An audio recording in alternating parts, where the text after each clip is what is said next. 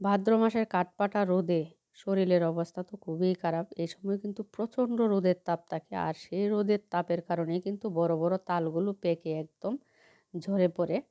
এখানে আপনার দুপুরবেলা একটু ট্যাং ডালা হচ্ছে, ঠান্ডা পানি দিয়ে শরবত করা হবে। রান্নার ফাঁকে ফাঁকে একটু ঠান্ডা কিছু খেলে শরীরটা কিন্তু অন্যরকম শান্তি চলে আসে। আসসালামু আলাইকুম, সবাই কেমন আছেন? এখন যাচ্ছি বাস্তির বাসায় বেড়াতে, 2 দিন থাকবো। আপনারা ভিডিওগুলো দেখুন, আশা করি ভালো লাগবে।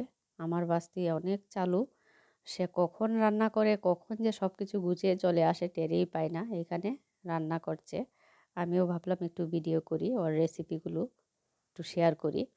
খুবই মজা হয় ওর রান্না। কিন্তু এখানে পরিমাণ মতো তেল দিয়ে পেঁয়াজ বাটা দিয়েছে। পেঁয়াজ বাটাটা 4-5 মিনিটের মতো ভেজে তারপর এখানে পরিমাণ মতো হলুদ, লবণ আর ধনিয়ার গুঁড়া দিয়ে দিয়েছে। ও কিন্তু লাল মরিচের গুঁড়া খায় না তরকারিতে, ওরা কাঁচামরিচটা খায়। আর কাঁচামরিচের তরকারি কিন্তু সবসময় একটু পানসে টাইপের হয়, হলুদ হলুদ। আর লাল মরিচের গুঁড়া দিলে আপনার তরকারিটা অন্যরকম একটা কালার আসে। এখন পরিমাণ মতো জল দিয়ে মাছটা 10 মিনিটের মতো একটু কষিয়ে নেবে। আমরা সবাই কিন্তু কাঁচা মাছেই রান্না করি। দেখুন এখানে মাছটা ভালো করে কষিয়ে নেওয়া হচ্ছে। এটা কচুরলতি দিয়ে রান্না করা হবে। কচুরলতি দিয়ে ইলিশ মাছ কিন্তু অনেক মজা।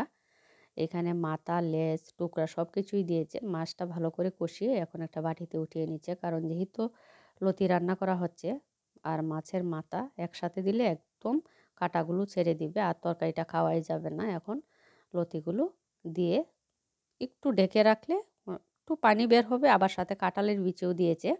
এটা ভালো করে কষিয়ে নিচ্ছে। কষিয়ে তারপর আপনার এটার মধ্যে মাছের মাথাগুলো দিয়ে দিবে। এই তরকারিটা খেতে এত মজা হয়েছিল, খুবই সুন্দর। এখন লতি আর কাঁঠালের বিচি কষিয়ে তারপর আপনার মাছগুলো উপরে দিয়ে দিয়েছে। এটা কিন্তু খুব বেশি নাড়াচাড়া করার দরকার নেই, তাহলে কাঁটাগুলো একদম ছেড়ে দিবে। এভাবে আস্তে আস্তে তাকাটাই ভালো। এখন তরকারি রান্নাটা প্রায় শেষের দিকে। কাঁচামরিচ দিয়েছে, দিয়ে তারপর আপনার তরকারিটা আরেকটু নেড়ে চেড়ে দিচ্ছে। রান্না প্রায় শেষ, আরও 5 মিনিটের মতো জাল দিয়ে তারপর তরকারিটা নামিয়ে ফেলবে। অনেক কিছু করেছিল, আমি তো শুধু এটা একটু ভিডিও করেছি। আসলে যখন বেড়াতে যায় তখন সব কিছু কিন্তু ভিডিও করা যায় না, আর ওরা তো ওদের মতো করে রান্নাটা করে।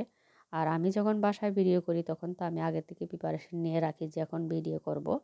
আর ওই পাশে আরেকটা তরকারি রান্না করছে, এগুলো রুই মাছ দিয়ে চাল কুমড়া, ইলিশ মাছ ভাজি। ইলিশ মাছটাও একদম সুন্দর করে মচমচে করে ভাজি করেছে, সাথে পেঁয়াজ।